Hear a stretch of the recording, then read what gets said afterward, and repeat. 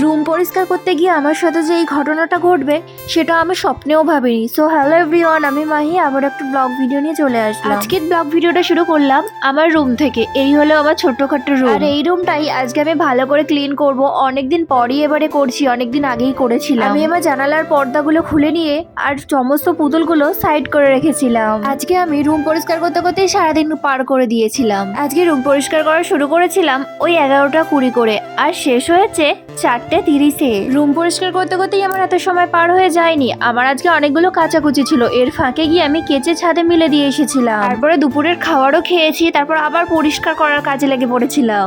বড়বাবু এতদিন বাড়িতেই ছিল, তাই জন্য ভাবলাম ও বাইরে চলে গেলে তারপরে রুমটাকে ক্লিন করব। সত্যি কথা বলতে ও যখন বাড়িতে থাকে না তখন আমার একটুও কাজকর্ম করতে ভালো লাগে না। রান্না বান্না করতে হয়, খেতে হয়, সেই জন্য করি, কিন্তু ওই ঘরের কাজকর্ম আমি একটুও করি না। ঘরের কাজকর্ম বলতে আমি আমার নিজের রুমটাকে বুঝিয়েছি, আর কিছু না। এবার ফাইনালি আমি আমার জানালাগুলো ভালো করে পরিষ্কার করব। অনেকদিনই প্রায় পরিষ্কার করা হয়নি, দেখতে কিন্তু চকচকেই লাগছে, কিন্তু এর মধ্যেখানে যে কত ধুলো বেরিয়েছে তোমরা বুঝতেও পারবে না। তাই আমি আমার জানালাটা ভালো করে ক্লিন করে নেব। আমি কিন্তু টিস্যু পেপার দিয়ে ভালো করে ক্লিন করছিলাম। ফাইনালি আমার টিস্যুগুলো দেখো গাইজ কত নষ্ট হয়েছে, কিন্তু ময়লাও পরিষ্কার হয়েছে। এত ময়লা ছিল, টিস্যু দিয়ে না পরিষ্কার করলে বুঝতেই পারতাম না। আসলে রাস্তার ধারে বাড়ি হলে যা হয় আর কি, যতই পরিষ্কার করি না কেন সেই নোংরাই হয়ে যায়। বেশি জানালা খুলি না, তাও কোথা দিয়ে যে ধুলো ঢুকে যায় ঘরের ভেতরে সেটাই বুঝতে পারি না। তো গাইজ দেখো এই হলো আমার টিস্যুর অবস্থা। সব টিস্যু শেষ করে ফেলেছি জানালা মুছতে গিয়ে। এবারে টিস্যুগুলো তুলে নেবো একটা পেপারে, যেহেতু বাইরে ফেলতে হবে, এরপরে ঝাড়ু দিতে হবে, ঘর মুছতে হবে, অনেক কাজ আছে। আমি না প্রথমে পাখাটা ঝাড়তে ভুলে গিয়েছিলাম, তারপরে ভাবলাম পাখাটা না ঝাড়লে হয় নাকি, লাস্টে আবার পাখাটা ঝাড়ছিলাম ঝাড়ু দিয়ে। পাখাটা ঝাড়ু দিতে গিয়ে আমি তো ভাবলাম এই মনে হয় আমি উপর থেকে নিচে পড়ে গেলাম, কিন্তু